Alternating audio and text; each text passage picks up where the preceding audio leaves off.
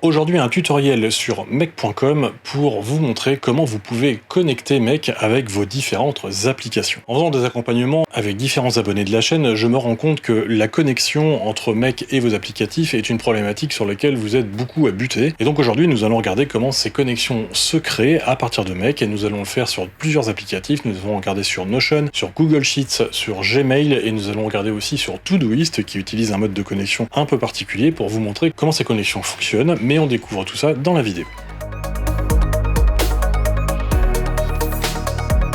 Alors là, je suis sur un Mec qui est complètement vierge, tout nouveau, un compte que je viens de créer, qui est donc sur un compte free. Et ce que je vais vous montrer aujourd'hui, c'est donc la manière dont vous allez pouvoir connecter vos applicatifs avec Mec. Et donc aujourd'hui, on va regarder plusieurs choses. On va regarder comment vous pouvez connecter Notion, comment vous pouvez connecter un Google Drive, donc avec notamment Google Sheets, comment vous pouvez connecter Gmail, et comment vous pouvez également connecter des applications comme Todoist, qui, vous le verrez, ont une façon de se connecter un peu différente. Donc une façon la plus simple de faire, c'est de créer un nouveau scénario, c'est-à-dire une nouvelle automatisation dans Mec, en cliquant ici en haut à droite sur le bouton Create a New Scenario. Vous allez arriver sur cette page vierge avec le plus au milieu, et vous allez cliquer dessus. Là, vous allez choisir l'application sur laquelle vous voulez vous connecter. Moi, dans mon premier exemple, on va prendre Notion. Donc là, vous choisissez Notion, et là, ça va être le type d'opération que vous voulez faire. Donc il y en a un certain nombre, mais sur des premières opérations, très souvent, ce que l'on utilise, c'est le Watch Database ItemCC, qui est une action qui va aller scruter les modifications qui apparaissent dans les bases de données que vous avez dans Notion.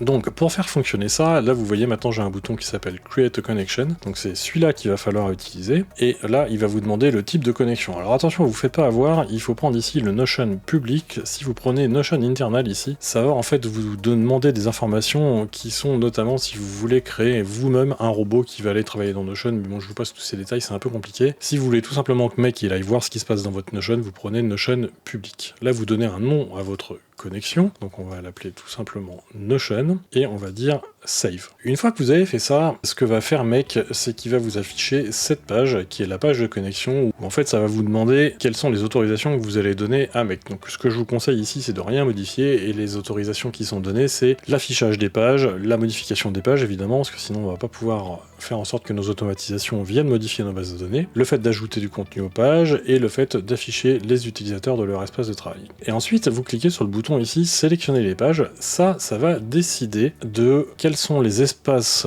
d'équipe dans votre Notion auxquels Mec pourra accéder. Donc là, par exemple, vous voyez, ça c'est tous mes espaces, et ça c'est le compte que j'utilise en haut. Alors attention, hein, parce qu'il faut que vous soyez sur le bon compte, là vous voyez, j'en ai un certain nombre, mais moi c'est bien celui-là qu'il faut, et je veux effectivement qu'il ait accès à Opération. Si je voulais lui donner accès à Finance, il suffirait de cliquer ici, et si je veux lui enlever des accès comme par exemple celui-là, eh bien il suffit d'enlever l'accès à base de connaissances. Une fois que ça c'est fait, vous faites donner accès, et une fois que c'est fait, vous voyez ma connexion créée, et donc ensuite je vais pouvoir commencer à travailler avec Mec. Et donc on va quand même aller vérifier que tout ceci fonctionne correctement, donc je vais aller chercher ma base de données de tâches par exemple, qu'il a effectivement trouvé. Je vais lui dire d'aller chercher les modifications de cette base de données depuis aujourd'hui, je vais exécuter mon module, et je vois qu'il m'a effectivement trouvé des modifications, donc ma connexion fonctionne. Alors une fois que vous avez créé une connexion comme ça, vous avez la possibilité via le menu ici, dans Connection, d'aller là et vous allez retrouver les connexions que vous aurez créées.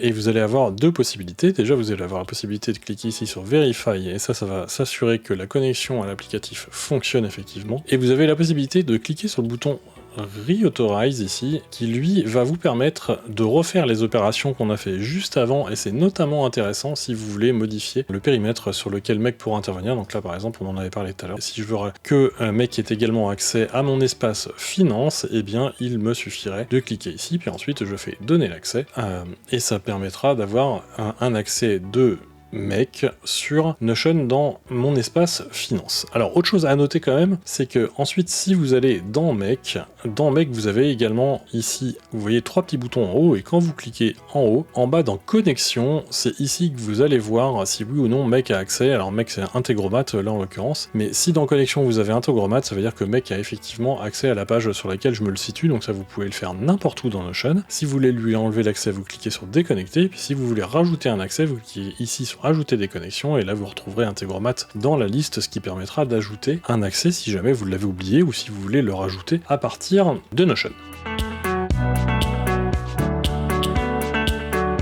On va prendre maintenant un autre exemple, parce qu'on a fait un exemple sur Notion, mais on va essayer maintenant de se connecter sur un Google Sheet. Je veux aller chercher un Google Sheet. Donc c'est pareil, je vais vouloir aller chercher des modifications qui seraient intervenues dans un fichier Google Sheet. Alors là, vous voyez, j'ai deux choses. J'ai ici un Watch New Rose, et vous voyez, j'ai un Watch Change. Et donc par exemple, on va prendre le Watch New Rose. Donc lui, il va fonctionner de la même manière que sur Notion tout à l'heure. Il va suffire que je fasse Create a Connection ici pour créer une nouvelle connexion vers Google. Ensuite, vous faites Sign in with Google. Là, je prends mon compte. Ça marche comme tout à l'heure. Il va vous dire ce qu'il va être possible de faire. Donc, Mec aura la possibilité d'afficher, modifier, créer, supprimer des fichiers dans Google Drive et de consulter toutes les informations qui sont dans mon Google Drive. Mais moi, c'est OK pour moi. Et donc là, vous voyez la connexion est faite, et ensuite, si je veux accéder à un fichier, vous avez la possibilité d'aller chercher des fichiers soit dans votre drive à vous, donc dans la partie privée, soit dans ce qui est partagé, et ensuite vous cliquez sur le bouton ici, Click here to choose a file, ce qui va vous donner accès à, vous voyez tout, donc ça c'est tous les répertoires que moi j'ai dans mon Google Drive, donc je vais prendre celui-là qui est un fichier sans titre, ça n'a pas d'importance parce que je veux juste vérifier que ça fonctionne, je prends la feuille 1, je dis OK, je vais lui dire que je vais prendre toutes les modifications, et puis je vais exécuter ce module, et alors ça va rien envoyer, mais en tout cas la connexion a fonctionné parce que c'est passé au vert et ça veut dire que ça marche, et donc comme tout à l'heure, maintenant si je vais dans l'onglet connexion ici, je vois que j'ai ma connexion Google Drive qui a été créée ici. Alors maintenant, on va regarder ce qui pourrait se passer sur une connexion Gmail. Mais concrètement, une connexion Gmail, ça sera la même chose que ce que l'on vient de se faire. Il va vous suffire de choisir l'application Gmail. Vous allez lui dire que vous voulez surveiller vos emails. Vous allez créer une connexion. Vous allez vous connecter avec Google exactement de la même manière que ce qu'on a fait juste avant. Vous prenez le compte Google à partir duquel vous voulez vous connecter. Mec va encore une fois vous dire à quoi il aura accès dans votre compte Gmail.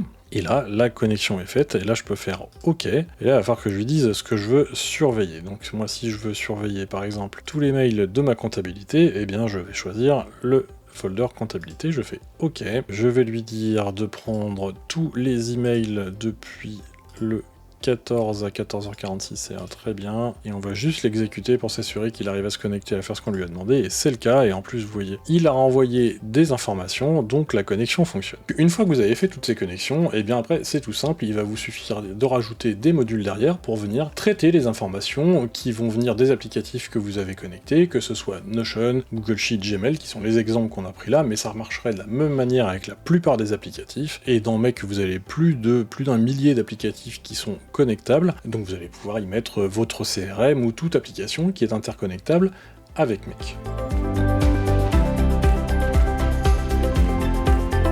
Maintenant, ce que l'on va faire, c'est qu'on va aller se connecter à une application qui a un fonctionnement un peu différent et qui est, en l'occurrence, Todoist. Donc je vais me créer un nouveau scénario, et ce scénario va aller dans Todoist. Donc là, on fait exactement la même chose que ce qu'on a fait, et on va lui dire qu'on veut traiter les nouveaux événements, et vous voyez, il y a une petite différence, parce qu'ici, il écrit en instant, et quand c'est en instant, c'est pas tout à fait la même chose, et là, vous voyez, ce qui se passe maintenant, c'est qu'il me demande la création d'un webhook, et non pas la création d'une connexion standard, parce que là, il va y avoir une différence essentielle, c'est que sur les 3 connexions précédentes que l'on a fait, qui sont des connexions standards, et qui sont les connexions qui sont marquées en acide, la façon dont ça va fonctionner, c'est que Mec va aller chercher à un intervalle régulier, et selon un planning que vous lui aurez préciser les informations directement dans les applicatifs. Donc par exemple, si j'ai paramétré Mec pour qu'il tourne toutes les 15 minutes et qu'il est connecté à Notion pour aller voir des modifications de ma base de données de tâches, ce qu'on a fait tout à l'heure, et bien ce qui va se passer, c'est que toutes les 15 minutes, Mec va venir se connecter à Notion pour venir récupérer toutes les modifications qui sont apparues sur les 15 dernières minutes. Là, quand on est dans une modification instant acide, comme on a vu dans Mec, le fonctionnement va être différent, c'est-à-dire que c'est Todoist qui va venir envoyer les nouvelles modifications directement dans Mec. C'est pas Mec qui va venir récupérer toutes les 15 minutes, c'est Todoist qui va lui pousser toutes les modifications. Donc évidemment c'est beaucoup plus puissant, et puis c'est vachement plus intéressant, parce qu'en réalité on aura les modifications en temps réel, mais du coup ça va nécessiter une connexion qui est un peu différente et qu'on va regarder maintenant. Donc pour faire ça, vous devez cliquer sur votre bouton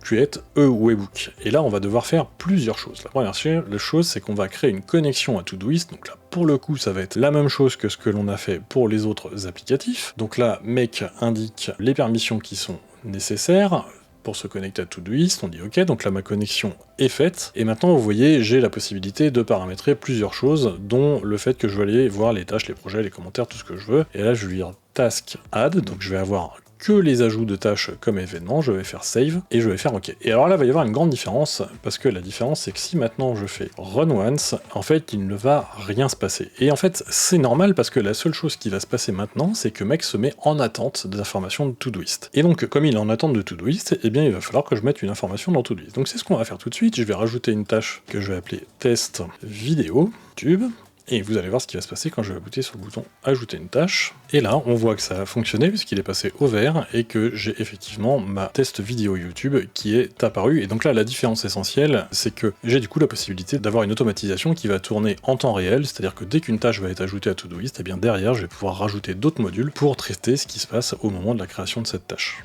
Cette vidéo est maintenant terminée, j'espère qu'elle vous aura plu, et si c'est le cas, je vous invite à vous abonner à la chaîne, sans oublier de cliquer sur le pouce bleu juste en dessous et sur la cloche pour ne pas rater les prochains contenus, et je vous dis rendez-vous à la prochaine vidéo.